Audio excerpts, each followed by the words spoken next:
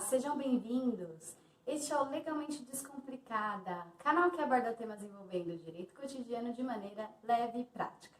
Meu nome é Suelen Parente e vamos dar início à série de vídeos chamada Arte, Direito e Pipoca, na qual teremos dicas de filmes e séries com temas jurídicos.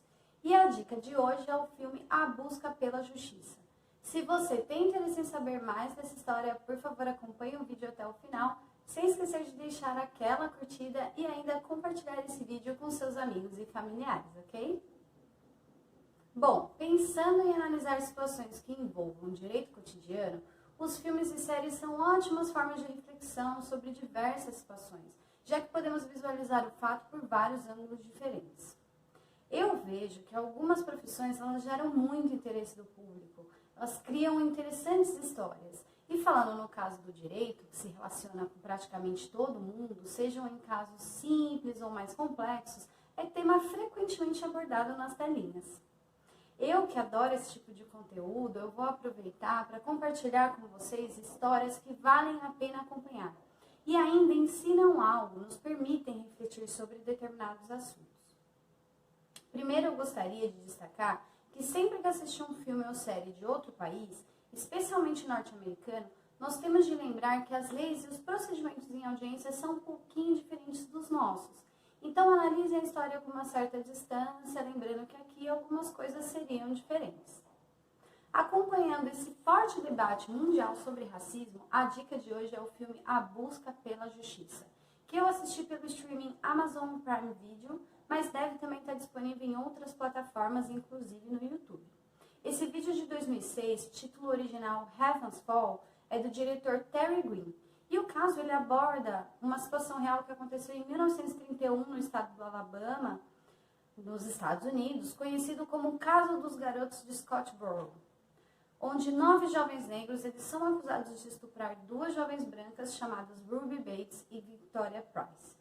O filme ele vai acompanhar o segundo julgamento dos garotos, especificamente do jovem Haywood Patterson, destacando que eles foram julgados separadamente nessa segunda oportunidade, já que o primeiro julgamento foi anulado pela Suprema Corte devido a absurdas irregularidades, como falta de defesa apropriada, falta de análise dos fatos e das provas, o que gerou um veredito de condenação de pena de morte de 8 dos 9 acusados e uma pena perpétua para o réu mais jovem. Tudo isso, gente, em apenas 20 minutos de análise do júri.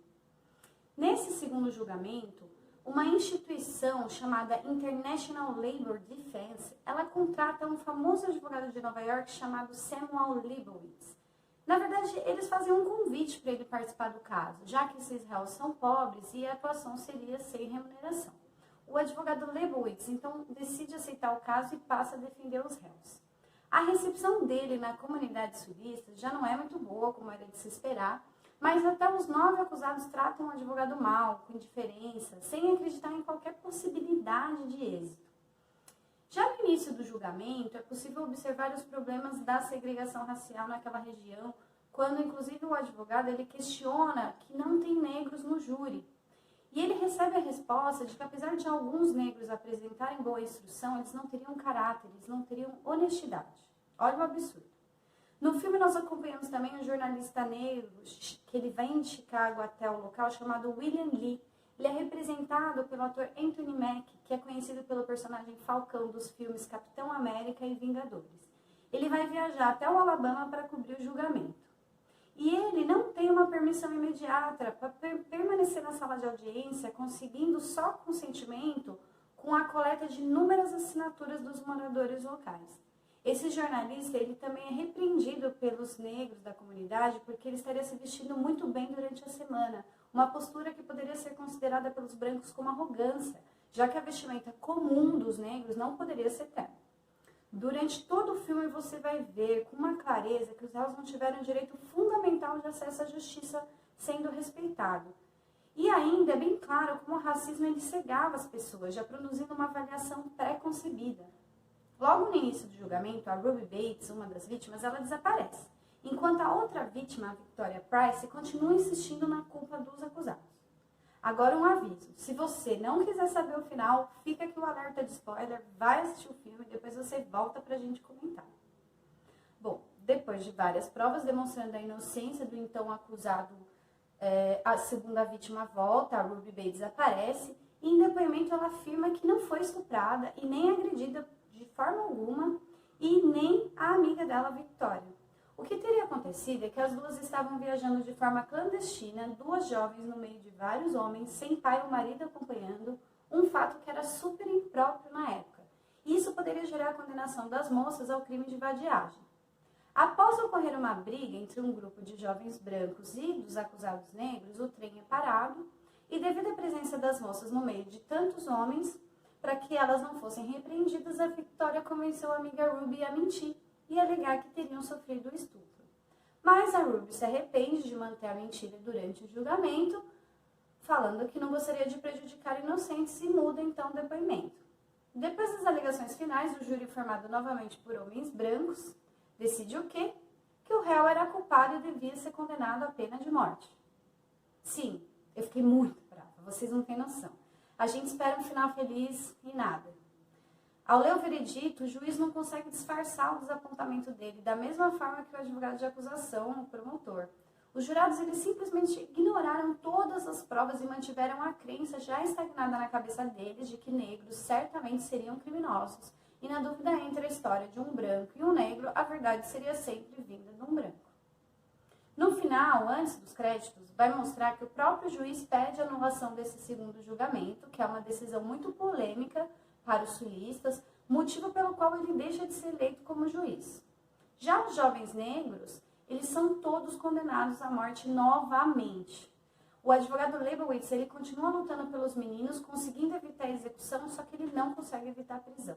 Alguns deles morrem no presídio. No caso do jovem do julgamento, que é abordado no filme, ele é condenado mais 2 vezes e depois de 17 anos que ele ficou preso, ele consegue fugir, mas acaba morrendo de câncer 2 anos depois. O último sobrevivente, Clarence Norris, ele recebe o perdão do governador do Alabama, George Wallace, no ano de 1976, ou seja, depois de 45 anos. Conclusão. Para fugir de uma possível condenação de crime de vadiagem, essa inconsequente e irresponsável Victoria acabou com a vida de 9 jovens inocentes, destino selado pelo racismo claro e segregação mantida no sul dos Estados Unidos. Eu fiquei mega desapontada com o final, mas a vida real é assim, né? Infelizmente. Agora uma observação minha. Eu sempre fiquei chocada com as histórias do sul dos Estados Unidos nesse período. Sempre achei que eles eram muito racistas, de uma forma que não se via aqui no Brasil. Hoje, depois de tudo que eu vivi, tudo que eu estudei, eu consigo enxergar como aqui o racismo é velado, mas ainda presente. Se é que eu posso dizer velado, já que temos casos explícitos e recentes. Mas eu entendo que todos nós fomos criados com inúmeros preconceitos e cabe a nós mesmos buscar evolução e aprendizado. Não adianta negar a existência, mas tentar se colocar no lugar dos outros e aprender a mudar condutas que possam ser ofensivas. Agora, analisando o tratamento desigual. Será que aqui no Brasil os pobres, e em maioria negros, têm os mesmos tratamentos que os ricos? O acesso à justiça ele é igual? Um crime cometido por um branco de classe média alta gera as mesmas consequências que o mesmo crime cometido por um jovem pobre negro? E a presunção de inocência? Os dois são reconhecidos socialmente como inocentes, independente de ser branco ou negro? São questões a se pensar, não é mesmo? E aí, gostaram da dica? Já assistiram esse filme? Qual filme ou série de júri vocês mais gostam? Comentem aqui no canal ou nas minhas redes sociais e não se esqueçam de se inscrever no canal para acompanhar próximos vídeos. Lembrando que em breve eu colocarei novas dicas. Eu agradeço a atenção de todos vocês e nos vemos na próxima. Até mais!